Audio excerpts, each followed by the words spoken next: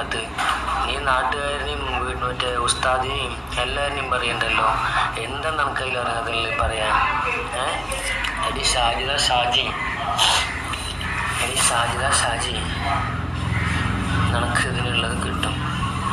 ഉറപ്പായിട്ടും നിനക്ക് ഇതിനുള്ളത് പടച്ചോൻ തന്നിരിക്കും.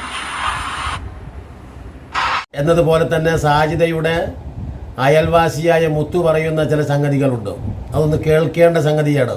ആ മുത്തു പറയുന്നത് നിങ്ങളൊന്ന് കേട്ടു നോക്കൂ.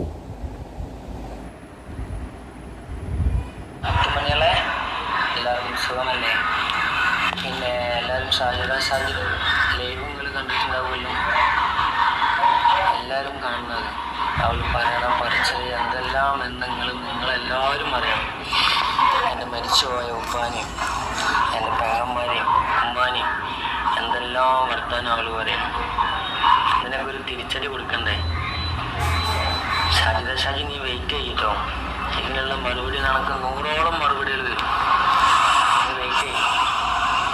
പിന്നെ അതേപോലെ എൻ്റെ ഉപ്പ നെഞ്ഞൊരുകി ഞാൻ കൊന്നു നെഞ്ഞൊരുകി ചത്തു എന്നൊക്കെ പറയുന്നുണ്ട്. എൻ്റെ ഉപ്പാക്ക് സത്യം പറഞ്ഞ സൈലൻ്റ് അറ്റാക്കാണ്. എൻ്റെ ഉപ്പ രാത്രി 8:30 ആകുമ്പോൾ പണിക്ക് പോയി. ഒരു 9:30 ആകുമ്പോഴത്തേക്കും എൻ്റെ ഉപ്പ മരിച്ചു. ഹോസ്പിറ്റലിൽ എത്തിയില്ല, അതിന് മുന്നേ മരിച്ചു. ജീവിതമാകുമ്പോൾ എല്ലാ പ്രശ്നങ്ങളും ഉണ്ടാവും. ഷാജിയ നിന്നെപ്പോലത്തെ പ്രശ്നങ്ങൾ എന്തായാലും എൻ്റെ കുടുംബത്തിലില്ല. എൻ്റെ കുടുംബത്തിൽ നിന്നേക്കാളും സമാധാനം ഉണ്ടായിരുന്നു. പക്ഷെ ഇപ്പോൾ സമാധാനമല്ല. എൻ്റെ ഇപ്പോൾ പോയത് വേറൊരു കാര്യം. ഇപ്പോൾ പോയതിൻ്റെ പിന്നാലെ നിൻ്റെ ഈ പറച്ചിൽ വേറെ. എല്ലാം കൊണ്ടും തളർന്നിട്ടാണ് ഞാനിവിടെ ഇരിക്കുന്നത്. ഞാൻ മാത്രമല്ല, എൻ്റെ ഉമ്മയും. എൻ്റെ ഉമ്മ ഇപ്പോൾ ഹോസ്പിറ്റലിലുള്ളത്. അവിടെ ഇന്നെല്ലാം വർത്താനം പറഞ്ഞ് അപ്പം തുടങ്ങിയത് എൻ്റെ ഉമ്മക്ക് വയ്യായി. ഇപ്പോൾ പത്തിരിപ്പാലം മിത്ര എന്ന് പറഞ്ഞ ഹോസ്പിറ്റലിൽ കൊടുത്തിട്ടുണ്ട്. നിനക്കിതിനുള്ളത് ഷാജി നിനക്ക് ഉറപ്പായിട്ടും കിട്ടിയിരിക്കും. പിന്നെ അതേപോലെ എൻ്റെ പെങ്ങളുടെ കാര്യം. എൻ്റെ പെങ്ങൾ അരി പൊടിക്കാൻ പോയിട്ടാണെന്നൊക്കെ പറഞ്ഞ് അവള് പറഞ്ഞു. എൻ്റെ പെങ്ങൾ അരി പൊടിക്കാൻ പോയിട്ട് തൃശ്ശൂരെത്തിയാലും എൻ്റെ പെങ്ങൾ ഇപ്പോൾ 2 കുട്ടികളെയും പ്രസവിച്ച് നല്ല അന്തസ്സായിട്ട് ജീവിക്കുന്നുണ്ട്. നിന്നെപ്പോലെ 5 മക്കളെയും വീട്ടിലിരുത്തി വേറൊരു പെണ്ണിനെയും കൂട്ടുപിടിച്ച് അവിടെ ഇവിടെ നിരങ്ങാൻ പോണ പോലെയല്ല എൻ്റെ പെങ്ങൾ. എൻ്റെ 2 പെങ്ങളും സുഖമായി ജീവിക്കുന്നുണ്ട്. എൻ്റെ മൂത്ത അളിയനും എൻ്റെ പെങ്ങളും നല്ല രീതിക്ക് ഇപ്പോൾ ജീവിക്കുന്നുണ്ട്. നിന്നെപ്പോലെയല്ല. നിന്നെപ്പോലെ നാട്ടുകാരനെയും പറഞ്ഞ് വീട്ടുകാരനെയും പറഞ്ഞ് യൂട്യൂബിലിട്ട് വരുമാനം ഉണ്ടാക്കിയിട്ടല്ല എൻ്റെ പെങ്ങന്മാർ ജീവിക്കണം. നല്ലപോലെ അന്തസ്സായിട്ട് തന്നെ ജീവിക്കണം. നീ ഇത്രയും വെല്ലുവിളി എല്ലാം നീ ചെയ്യണ്ട്. നീ എന്നിട്ട് മണ്ണാർക്കാട് ഒളിഞ്ഞിരിക്കുകയല്ലേ? നീ എന്താ നാട്ടിലേക്ക് വരാത്ത? നീ എന്താ നെല്ലിക്കാട് വരാത്ത? നീ നാട്ടുകാരനെയും മറ്റേ ഉസ്താദിനെയും എല്ലാവരെയും പറയണ്ടല്ലോ. എന്താ നമുക്കതിൽ അറിയാതില്ല പറയാൻ? എടി ഷാജിദ ഷാജി നിനക്ക് ഇതിനുള്ളത് കിട്ടും. ഉറപ്പായിട്ടും നിനക്ക് ഇതിനുള്ളത് പടച്ചോൻ തന്നിരിക്കും. എന്താണ് ആ മുത്തു പറയുന്നത്? ആ മുത്തു എന്ന് പറയുന്നത് നമ്മൾ ഒരു വിശ്വാസി എന്ന് മാത്രമല്ല, അയൽവാസികളുടെ സാന്നിധ്യവും സാമീപ്യവും നമുക്ക് കുടുംബങ്ങളോടെന്ന പോലെ തന്നെ നമുക്ക് അനിവാര്യമാണ്. അത്തരത്തിലുള്ള അയൽവാസി എന്ന് പറയുന്ന ഇവർക്കൊക്കെ പരോപകാരം ചെയ്യുന്ന എന്തെങ്കിലുമൊക്കെ ഈ 4-5 കുട്ടികളല്ലേ, അപ്പോൾ ഈ സ്ത്രീക്ക് എന്തെങ്കിലും വാങ്ങിക്കൊണ്ടുവരാനൊക്കെ എപ്പോഴും നമുക്ക് ഒരു അയൽവാസിയെ വിളിച്ച് അത്ര സൗഹൃദ ബന്ധം മാത്രമല്ല, സഹോദര ബന്ധത്തേക്കാൾ വലിയ ബന്ധമാണ്. അതുകൊണ്ട് തന്നെയാണ് അയൽവാസിയെക്കുറിച്ച് അള്ളാഹുവിൻ്റെ റസൂല് 1400 കൊല്ലങ്ങൾക്ക് മുമ്പ് പറഞ്ഞിട്ടുണ്ട്. ഇതാ തബഹത്ത മറക്കത്തൻ ഫാക്സിർ മാഅഹ വതഹാഹദ് ജീറാനക. നിൻ്റെ അയൽവാസിയെ കരുതി നീ ഒരു കറിയിൽ കുറച്ച് വെള്ളം ജാസ്തി വെക്കണം എന്ന് പറഞ്ഞാൽ എന്താ? ഏതു സമയത്തും അയൽവാസി ഓടി വരാം. അതുകൊണ്ട് തന്നെയാണത്. അപ്പോൾ ഞാൻ പറയുന്നത്, അത്തരത്തിലുള്ള ഒരു അവസ്ഥയിൽ ആ അയൽവാസി വെറുപ്പിച്ചു. എന്തുമാത്രമാണ് ആ വെറുപ്പിക്കൽ?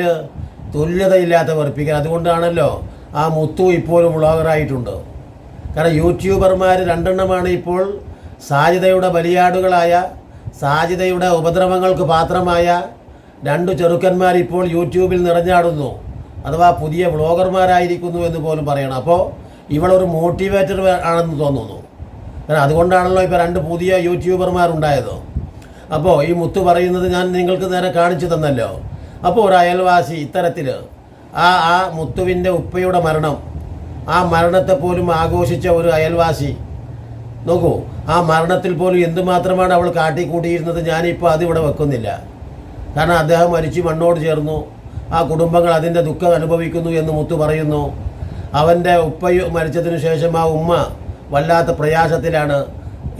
ആ ഉപ്പ മരിച്ചതിനേക്കാൾ പ്രയാസം അനുഭവിക്കുന്നത് ഈ സാജിദ എന്ന ആ അയൽവാസിനിയായ ആ സ്ത്രീയുടെ അപമാനിക്കലും പ്രയാസപ്പെടുത്തലുമാണ് ആ ഉമ്മാക്ക് എന്നെ പേടിപ്പിച്ചു കൊണ്ടിരിക്കുന്നത്.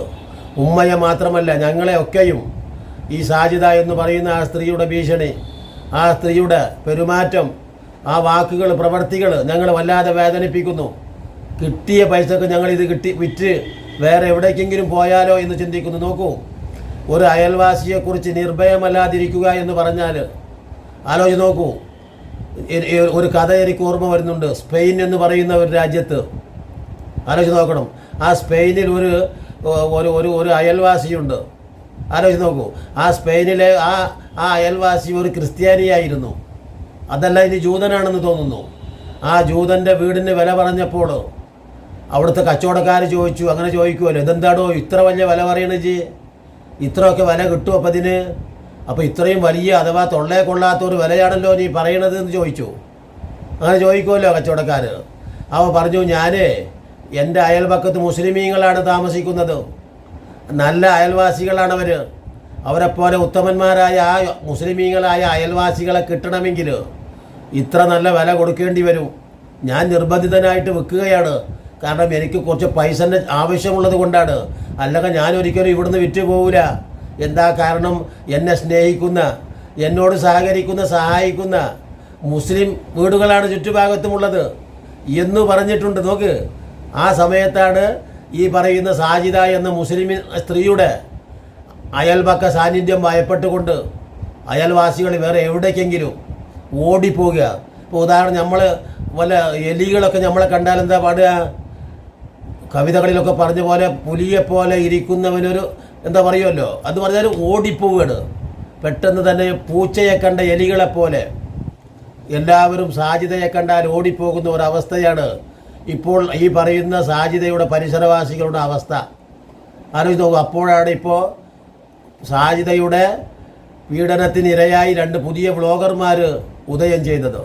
അവർ പലതും പറയുന്നുണ്ട്. അവരുടെ വാക്കുകൾ വളരെ അർത്ഥവത്താണ്. അവർ പറയുന്നുണ്ട്, നിങ്ങളത് കേട്ടിട്ടുണ്ടാകുമല്ലോ യഥാർത്ഥത്തിൽ, ഞാനത് വെച്ചല്ലോ. അപ്പോൾ ഈ ഒരു അവസ്ഥയിലാണ് സാജിദ കാട്ടിക്കൂട്ടുന്നത്.